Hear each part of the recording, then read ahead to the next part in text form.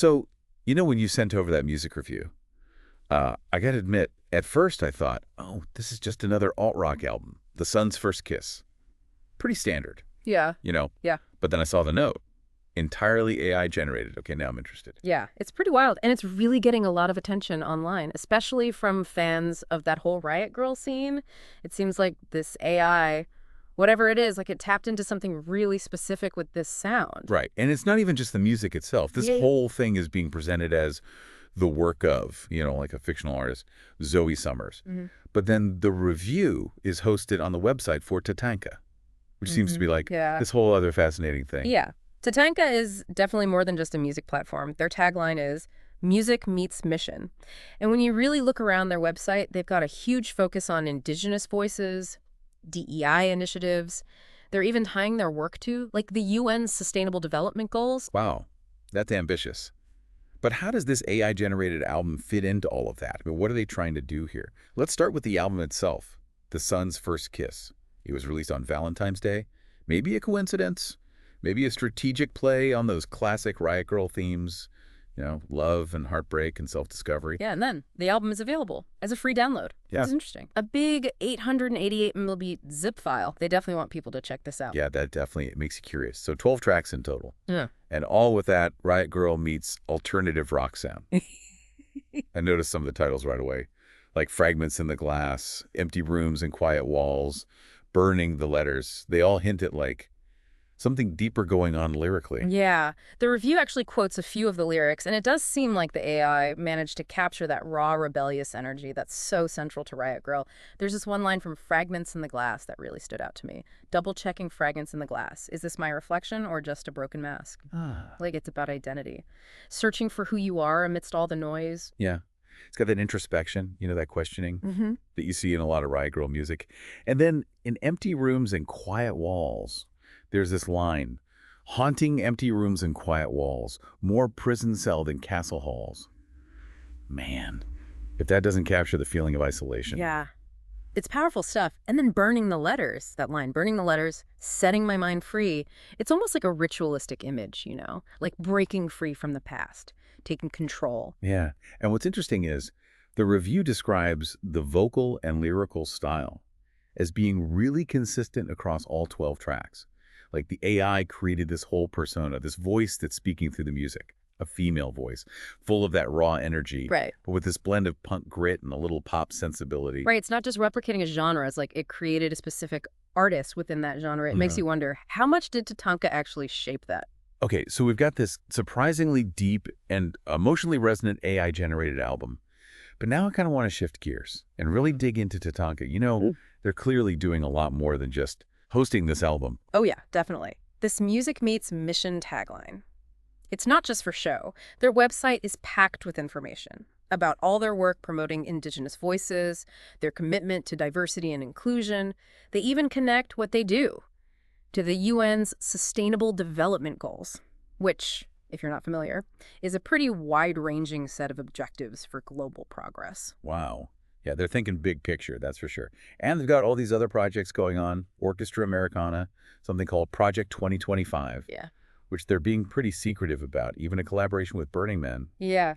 It makes you wonder what their end game is. Are they using AI as a tool to make a bigger statement about inclusion in the arts? Is that the mission they're trying to achieve? And how does this 𝗧𝗧𝗧𝗧𝗧 persona fit into all that? It feels almost calculated, like a very specific image they're trying to project. Yeah, it definitely raises some questions about how TATANKA is using this AI-generated music. Are they trying to challenge our perceptions of what constitutes art? Are they blurring the lines between human and artificial creation intentionally? And if so, why? What are they trying to achieve? I guess we need to dig a little deeper into their work and into this Lyrian story you mentioned earlier. Yeah, it really is a fascinating puzzle, isn't it? This whole 𝗧𝗧𝗧𝗧𝗧 thing. On the surface, it's catchy. It's got that Riot Grrrl sound. But the more you learn about it, the more questions come up. Right, like who is 𝗧𝗧𝗧𝗧𝗧? Is she just code? Or is there something more to her? And what is TATANKA hoping to achieve by putting this AI-generated music out there under a fictional name? It's almost like they're playing with our expectations of what it even means to be an artist. Yeah. If you didn't know the backstory, you might just hear this album and think, oh, cool new band, catchy teens. But knowing it's AI, It changes things. Yeah, for sure. It adds like a whole other layer to the experience. I mean, think about it. If we didn't know Zoe Summers was a fabrication, we'd be trying to figure out her influences, her life story, all that stuff that goes into understanding an artist's work. Exactly. And that's what's so clever about what TATANKA is doing. They're making us confront this idea that maybe art doesn't always need a human face. Maybe the message, the emotion, the creative spark, it can exist even if it's coming from an algorithm. It's kind of mind-blowing when you think about it like that. And it makes you wonder, what does this mean for the future of music? I mean, are we headed towards a world where algorithms are just churning out hit songs left and right, and human musicians are struggling to keep up? That's a question a lot of people are asking, and honestly, there's no easy answer. Some people think AI is going to completely revolutionize music, that it'll make creating and sharing music more accessible than ever before. That would be pretty amazing. Imagine a world where anyone can express themselves musically, even if they don't have years of training or, expensive equipment. Right. It could democratize music in a way we've never seen before, but There are definitely concerns, too. Some people worry that AI will lead to like a homogenization of music, that everything will start to sound the same. Yeah, that's a good point. So what about the role of the human artist in all of this? Will AI make human musicians obsolete?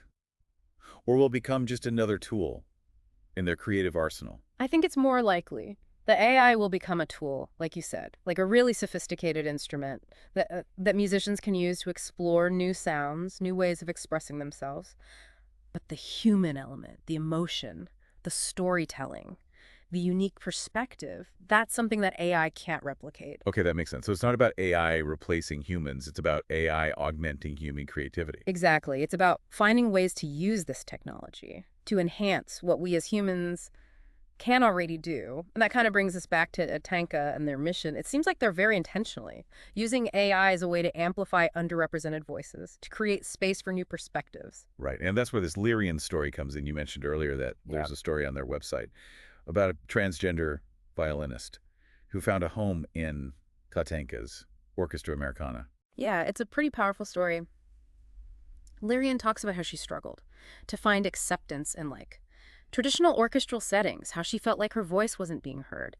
But then she discovered TATANKA, and specifically this Orchestra Americana, which is described as this fusion of different musical traditions, a real melting pot of styles and backgrounds. And she found a place where she could be herself, where her unique voice and her talent were celebrated, not silenced. It's a really beautiful example of how art can be a bridge between different cultures, different identities. And what's interesting is that they specifically highlight Lyrian's performance of a solo piece. In their Requiem of Solace symphony, apparently it was a really emotional moment, and the symphony itself is described as this exploration of resilience, echoing centuries of struggles and triumphs. It sounds incredible. And it makes me wonder, is TATANKA using Lyrian's story as a way to contrast the human element to music with the AI-generated Zoe Summers project? It's possible. Maybe they're trying to show us that both have value, that both can move us and challenge us in different ways. It's definitely a thought-provoking juxtaposition. On the one hand, you have this cutting-edge technology, creating music that sounds surprisingly human. And on the other hand, you have this very real, very human story about finding your voice and your place in the world through music. And both are being presented to us by TATANKA, this organization that's clearly trying to push the boundaries of what music can be and what it can do. Okay, so we've talked about the AI-generated music, the ethics of AI and art, and TATANKA's mission. But I want to circle back to something you said earlier about TATANKA's other projects. You mean like Project 2025? That one has definitely got me curious. They're being super secretive about it.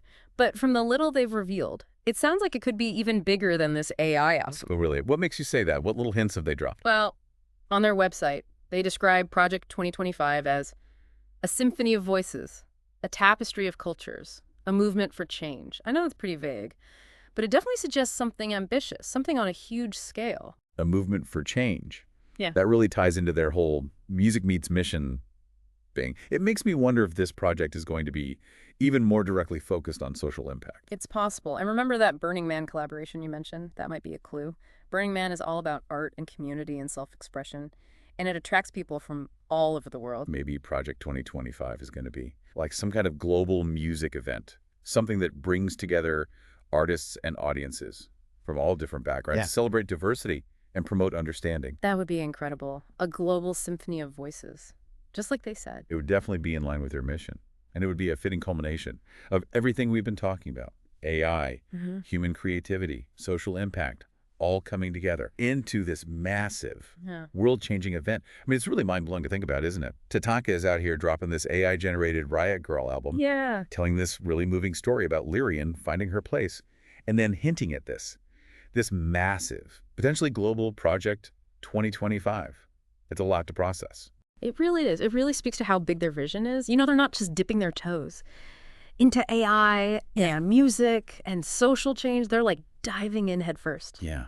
And they're using music as the connecting thread for all of it, whether it's like the raw energy of the sun's first kiss or the emotional depth of Lyrian's symphony performance.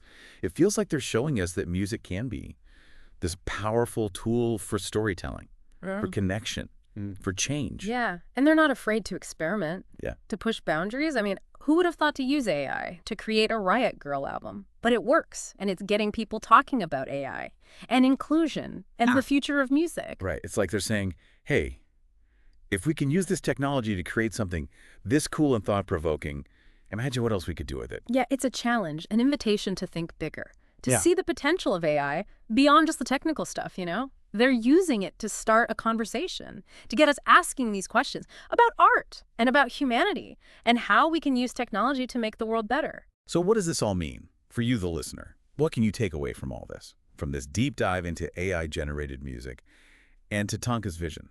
I think the biggest takeaway is we're living in a time of incredible possibility. Technology is evolving so fast, and it's up to us to decide how we want to use it. Do we want to use it to create more division, more inequality? Or do we want to use it to build bridges, to amplify those marginalized voices, to create a more just and equitable world? Right. And TATANKA is showing us that it's possible to do that, to use AI in music, to promote inclusion, to celebrate diversity, to start a global conversation about the power of art to change the world. And that's a message we can all get behind, regardless of our musical taste or our opinions on AI. Absolutely. It's about using our creativity, our passion, our voices to make a positive impact. Yeah. So the next time you listen to music, take a minute to think about the story behind it. Who created it? What message are they trying to convey? And how can you use your own voice, your own creativity to make a difference? We'll leave you with that thought. Keep exploring, keep creating, and keep those deep dives coming. We're always excited to see what you're curious about. Until next time.